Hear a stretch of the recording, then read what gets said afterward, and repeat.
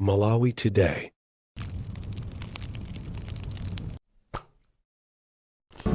Ngolandirani kunakonse kulimba Malawi lero. Uyu akuti ndi khumbo la khombolane Michael Bazuka.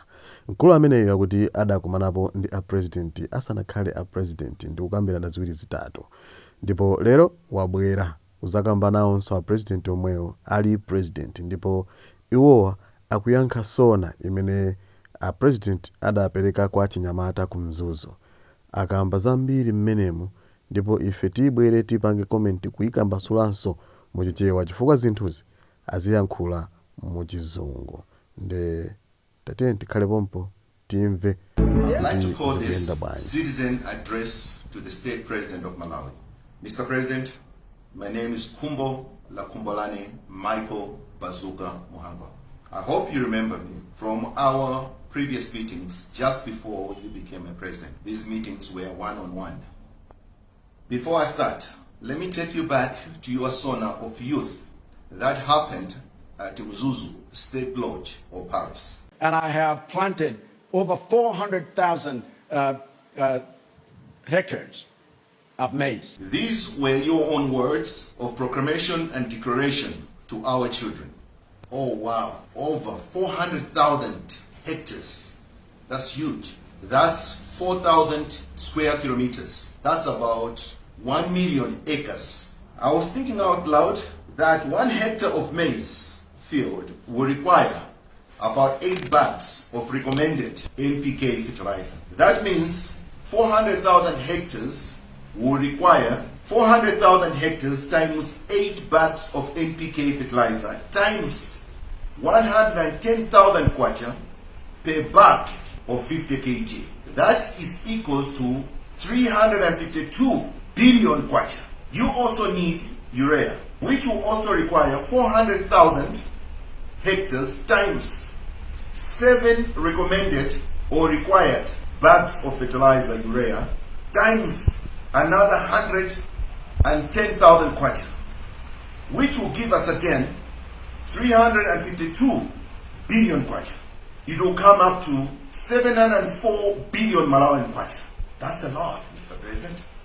That is simple arithmetic of your purchased fertilizer for your field. It's a lot of money.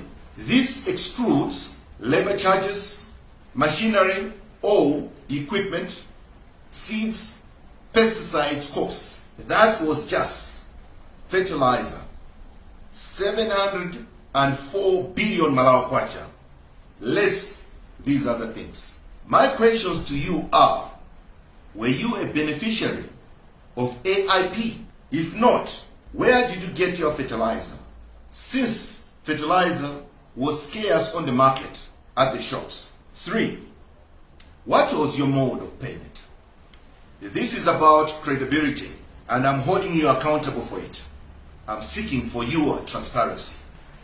If it is not true, then it leaves a lot to be desired about your character, especially you as a president and a man of God.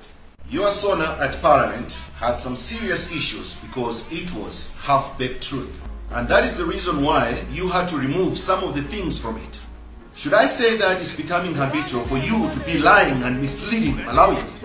Other known factors or examples are: However, upon arrival in Mzuzu, the pilot was unable to land the plane due to poor visibility occasioned by bad weather, and aviation authorities advised the aircraft to return to Lilongwe. And then there was this issue of your promise. And within the first 2 years of being president, I will change everything in the way that we run things. If I don't change everything in 2 years, I will resign. Has corruption changed? Has the welfare of Malawians changed? It has. Hiked prices of goods. Has the economy changed? Yes. High inflations and several devaluations. Do we have forex, Mr. President? What is the country's development when people are sleeping hungry? Mr. President, do you realize that swearing in under oath and lying under oath is perjury? Same question goes to our members of parliament. Do you realize that the president, since that day he was sworn in, is under the obligation of oath for 5 years up to the end of his term? Our read stretches. Do you defend and preserve the Constitution of the Republic of Malawi, or you're just part of the violation of it? I, Dr. Lazarus McCarthy Chakwera, do solemnly swear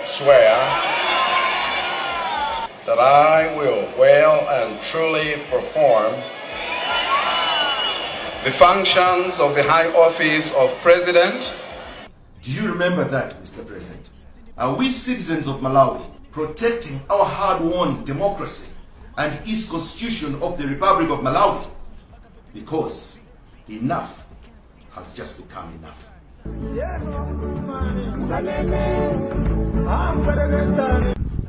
mmenemo ndi mmene alongosolera amene wati kuti Michael Bazuka ndiye kwa amene uthenga umene usuda kupezeni mu chizungu tikufuna tingoperekako kachidule pang'ono mchichewa. Kwambiri iwo amakamba zokhuzana ndi mabodza amene president a dziko lino akhala akuuza mtundu wa Malawi. Makamaka poyambirira nena zokhuzana ndi sona imene anakapereka ku mzuzu kwa chinyamata nde amanena kuti iwowa alima chimanga chokwanira malo okwanira 400,000 hectares achimanga. Akuti malo amenewa ndi akulu kwambiri. Akulu amene anena kuti upange masamu munthu upeza kunena kuti malo amenewa akulowa matumba ambiri a fertilizer kutengera oberekesa ndi okulisa yemwe. Akuti ndalama zonse zitha kumathamangira 700 billion Malawi kwacha. Nde ni ndalama zambiri zoti sunga zikwanise chisawawa. Akunena kuti ngati ndalama zimenezi kapena kuti zipangizo za ulimi zimene anakagwirisira ntchito ku munda umene akunena kuti alima chimanga ngati azipeza mu zipangizo za ulere zimene boma limapereka nde kuti iwowa agwirisa ntchito zipangizo zimenezi okha. Komanso ngati sana zipeze ku zipangizo za ulere zimenezi nde kuti afuna atuze kuti ndalama zimenezi zonsezi anazitenga kuti nde ndi zinthu zimene akulu amene wamakamba. Komanso amazuzula kutenda kuti kodi nde kuti kunena boza kukhala chizolowezi chanu mukumbukira kuti mbuyo mudanena maboza osiyanasiyana makamaka pa nkhani yokhuzana ndi imfa ya wachiwiri kwa president wa dziko lino amene ndi Asanokhale. Mudanena kunena kuti ndege yawo itafika ku mzuzu adayibweza pamene mu commission of inquiry mudanena zinthu zina nde zimenezi ndi zimene amango yankhulako. Komanso anakambapo nkhani chanena kuti anakumbusa president kuti amakamba kuti akazalowa mboma ngati zinthu sizizayenda azatula pansi udindo. Ndi akuwafunsa kuti kodi pano mmene zinthu zikuyendera mwatula pansi udindo. Zimenezo ndi zina mwa zimene akulu amenewa akamba amangosanthula makamaka mabodza osiyanasiyana amene president akhala akunena. Kwa amene mukutipeza kumene subscribe to the channel. Iyi ndi Malawi lero pamene timakupasirani nkhani zimene zimakhala zovuta kuzigunda koma ife timakupasirani zimenezo. Nde subscribe to the channel, comment, miyike maganizo anu ndithu pa nkhani zimene timakambirana pano. Osayiwala kupanga share kuti anzanunso aoneko kufikira nthawi ina ife tingoti mwakoma nonse zikomo.